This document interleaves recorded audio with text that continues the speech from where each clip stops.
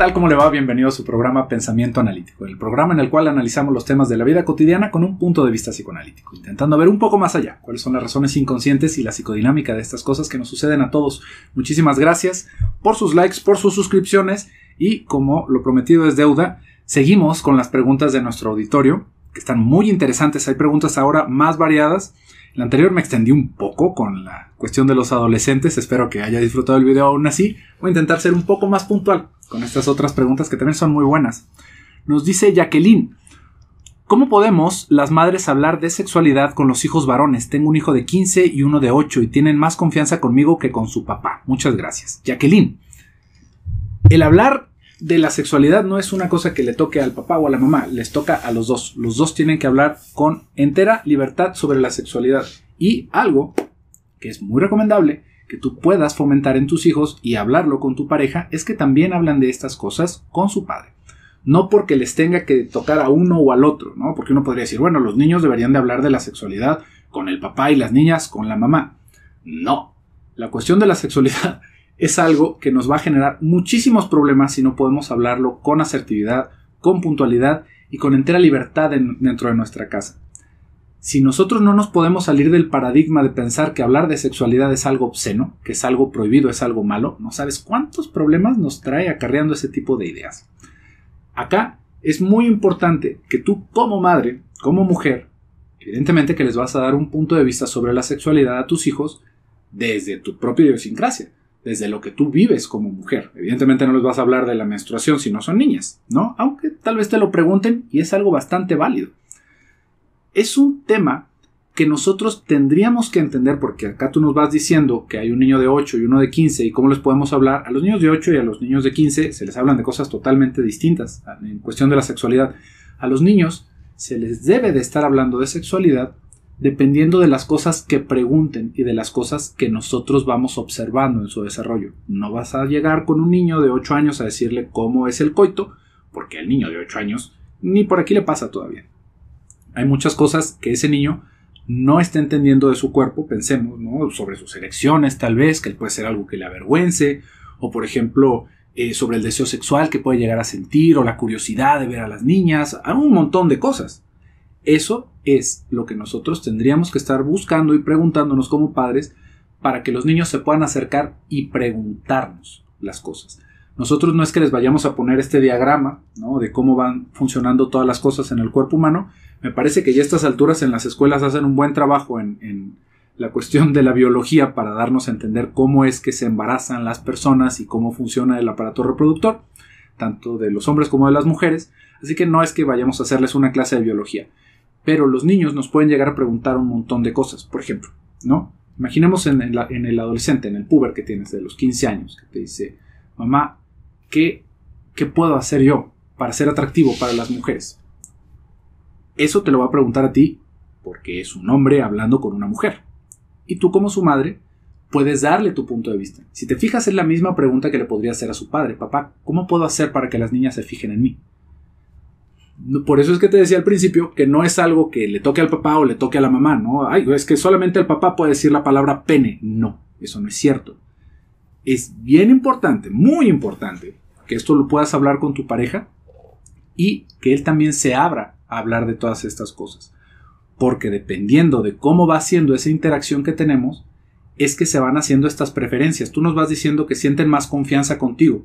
Es una pregunta muy válida. ¿Por qué no sienten la misma confianza con su padre de hablar de eso? Tal vez su padre se avergüenza de eso, o tal vez para él, no sé, por su educación le parezca que es algo inadecuado.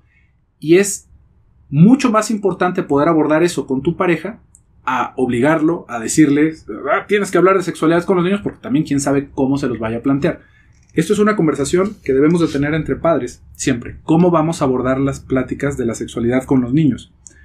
La recomendación acá, viéndolo desde un punto psicoanalítico, es que la sexualidad no tiene por qué ser algo que se traduzca como obsceno. No es algo obsceno. Nuestros deseos es una de las cosas que nos hacen más humanos, más pura en nosotros. No tiene nada de vergonzoso. Lo que puede llegar a entenderse como vergonzoso son cosas que salen, por ejemplo, de nuestra privacidad. ¿Qué si es vergonzoso de la sexualidad? Andar mostrando los genitales en la calle. Eso sí es vergonzoso, ¿no? ¿Por qué? Porque los demás no lo estaban pidiendo. Nosotros somos los que salimos con nuestras tarugadas. O que es inadecuado en la sexualidad intentar forzar a otra persona a que quiera estar con nosotros. Eso es inadecuado. Esas son las cosas que tendríamos que empezar a separar. Primero entendiendo cuál es el punto de vista de tu marido, para que puedan tener algo ahí como en común de lo que están hablando, y poder hablar con soltura de todo eso. Mamá, ¿qué es la menstruación? Y hay muchas veces escuchamos que la respuesta de la mamá es darle un zape al niño. ¿Qué estás preguntando esas cochinadas? Por Dios, en el año 2021 todavía hay personas que les avergüenza hablar de la menstruación. Eso es algo súper privado. ¿Cómo que qué es la menstruación? Mijo, déjeme le cuento, ¿no? Mire, lo que sucede es que las mujeres tenemos un ciclo menstrual, por eso se llama menstruación, en donde el cuerpo se prepara para tener a un hijo. Y si no tenemos un hijo, si no tuvimos una relación en ese momento, tenemos menstruación, ¿no? Ahí es cuando tenemos un sangrado, porque lo que sucede es que el epitelio, bla, bla, bla, y ahí usted le puede poner la explicación que usted quiera. Eso es la menstruación, no es nada sucio.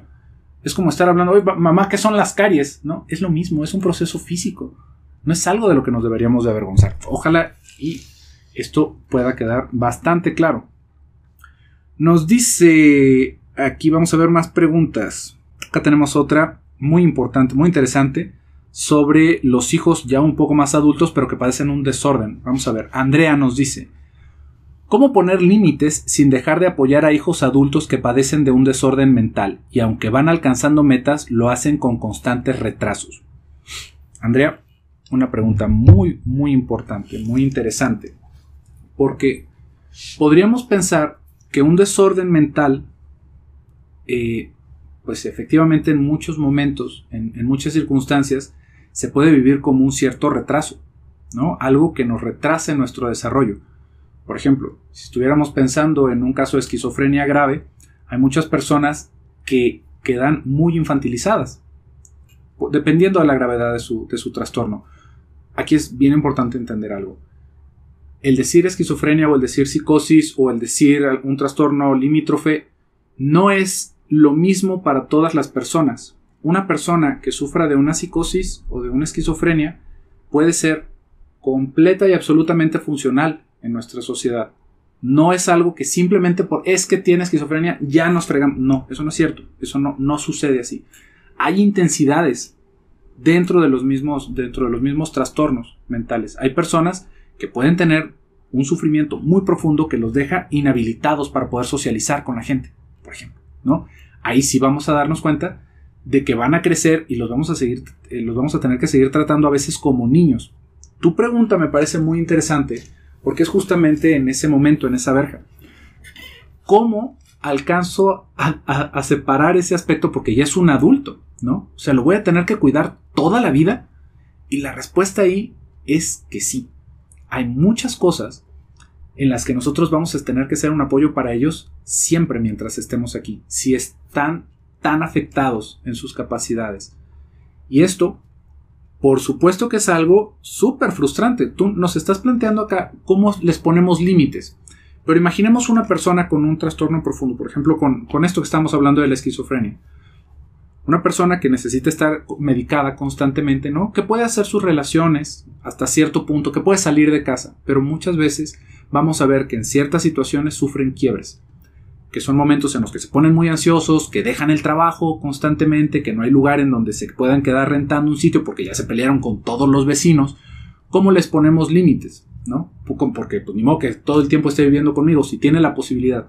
Ahí tendríamos que alcanzar a entender por la cabeza muy fría realmente cuáles son las posibilidades que tiene nuestro pariente, nuestro hijo o nuestra hija, de sí realmente poderse sostener y empezar a hablar con ellos a partir de eso, que nosotros no vamos a estar toda la vida para ellos. Es una cosa muy triste si lo quiero pensar así, ¿no?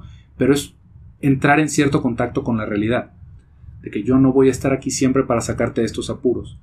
Se tiene que trabajar sobre de esto. Es muy importante, si tenemos hijos en este sentido, que el apoyo que nosotros le demos no sea meramente económico, que no estemos nada más diciendo, bueno, pues es que yo te pago todo, tú ya deberías de estar haciendo las cosas por tu lado y yo no me debería estar encargando, porque no funciona así. Por eso es que le digo, dependiendo de qué tan afectada está esa persona, hay cosas que nosotros nos vamos a tener que encargar toda la vida de eso.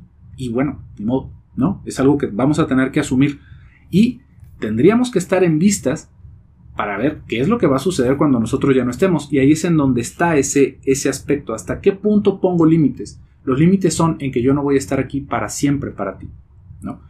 El apoyo que le podemos dar a estas personas, y creo yo, el mejor apoyo que podemos darles es financiarles un tratamiento. Financiar un tratamiento psicológico a la par, si es necesario, de su tratamiento psiquiátrico. Pero realmente un tratamiento que se pueda entender como eso. No que vaya a platicar con alguien y que se despeje, es que mi vecina es psicóloga. No. Realmente poder estar en tratamiento, entendiendo que es algo grave lo que tiene esa persona. No sabe lo beneficioso que es. Muchas veces queda como en la incógnita. ¿Qué tengo que hacer? Es que ya he ido con 800 psicólogos. Hay que buscar a alguien que realmente pueda tratar este tipo de problemas. Porque ahora sí que esas son de las cosas más complicadas a veces de tratar en un consultorio. Porque no es lo mismo darle el consejo a fulanita y pensar que estoy haciendo psicología que tratar a una persona con un severo trastorno. Hay que buscar a alguien muy profesional y ahí es en donde debería estar nuestro apoyo. Tal vez vamos a tener que seguir dando dinero para su manutención, pero que parte de nuestro apoyo sea poder financiar ese tratamiento para la persona. Porque efectivamente lo que estamos buscando es que cada vez vaya creciendo más y van a tener un montón de caídas y un montón de retrocesos. No se desespere con eso. Es algo esperado y es algo que, bueno, de una o de otra manera nos tocó vivir. Vamos a ver qué más preguntas tenemos. Nos dicen, hay unas preguntas acá también muy como curiosas. Por ejemplo, alguien nos está preguntando, vamos a retomar esto un poquito. Nos dice Cami, ¿a qué le llama el psicoanálisis mujer fálica? ¿Qué rasgos tienen este tipo de mujeres? Fíjese, es una pregunta bastante curiosa, porque mujer fálica no es una denominación que le pongamos, ella es una mujer fálica. Mujer fálica es una fantasía infantil. Vamos a sacar nuestros libros. En un momento del desarrollo, los niños, varones, principalmente es de lo que estoy queriendo hablar, llegamos a pensar que las mujeres también tienen pene. Dentro de las teorías sexuales de los niños, la idea es que todos tenemos pene. Fíjese nada más, ¿no? Por eso le digo que están muy variadas, pero vamos a intentar contestar esto un poquito. Dentro de esa misma teoría es, si todos tenemos pene, ¿por qué las mujeres no tienen? En el momento en el que yo me doy cuenta de que las mujeres no tienen pene. Entonces ahí, parte de los razonamientos infantiles es que el pene se puede perder, que a las mujeres las castraron, o que las mujeres tienen el pene por dentro, o que las mujeres tienen un pene chiquito. Si se fija, esta es una fantasía que va más hacia las niñas. Es que yo sí tengo pene, pero es muy chiquito, y piensan que el pene es el clítoris. No, pero eso es lo que, como tal, del libro, se habla sobre mujer fálica. Cuando a alguien se le dice que es una mujer fálica, a veces es como torcer un poquito esta idea, pero es como pensar que es una mujer con pene, porque dentro del psicoanálisis, el falo no es el pene en sí, sino el falo acaba representando un montón de cosas sobre la posición que desempeñamos en una relación, si es algo activo o si es algo pasivo. Otra vez, si nos regresamos a este aspecto de lo infantil, el niño que tiene pene, el hombre que tiene pene, es el que toma el papel activo en la relación, y el otro es el que está castrado, que no tiene pene, y es el que acaba recibiendo esta otra parte. Si se fija, es como entender una cierta relación de poder. Esto es muy complejo. Se lo estoy contestando ahorita nada más como para intentar despejar algunas dudas, pero es algo bastante complicado de entender justamente porque son las posiciones. Y si regresamos a esto de que el falo, el pene, ¿no? O sea, que a veces se va utilizando como si fuera un sinónimo y no lo es quién tiene el poder. Y si se fija, dentro de esta denominación que se le va diciendo es que es una mujer fálica, es como si fuera una mujer con pene. Lo que estamos queriendo decir es que es una mujer como más bien hombre, ¿no? Entendiendo otra vez que los hombres, dentro de ese mismo acomodo, son los dominantes. Entonces decimos es una mujer muy fálica, ¿no? Es una mujer como que también tiene pene y por lo mismo se comporta como hombre. Y es, como le digo, está medio mal dicho, no es exactamente lo que quisiéramos decir realmente, ¿no? Pero no es que sea efectivamente una denominación psicoanalítica, sino que es como un uso raro ahí de las palabras.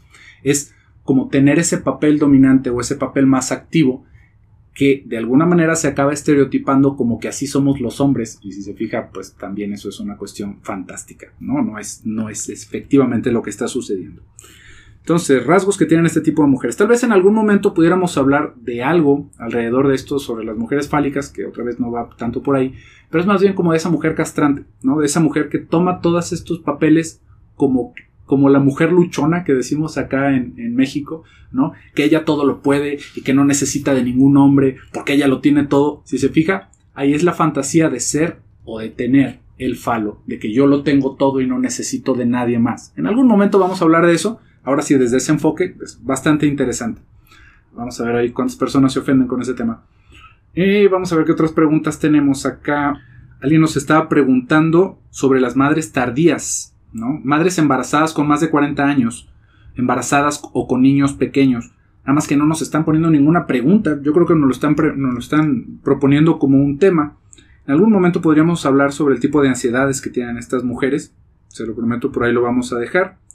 Y acá también nos están preguntando, ¿cómo puedes darte cuenta de que ya sanaste una pérdida? Ya sea material, de salud, familiar, una mascota, todo lo que sea considerado como una pérdida. Sanar una pérdida, sanar uno de estos tipos de heridas, ¿no?, que nosotros sentimos, no va alrededor de olvidar, ¿no? Esto lo habíamos estado hablando, no me acuerdo en qué programa, no hace mucho tiempo, ¿no? Estábamos hablando sobre el duelo.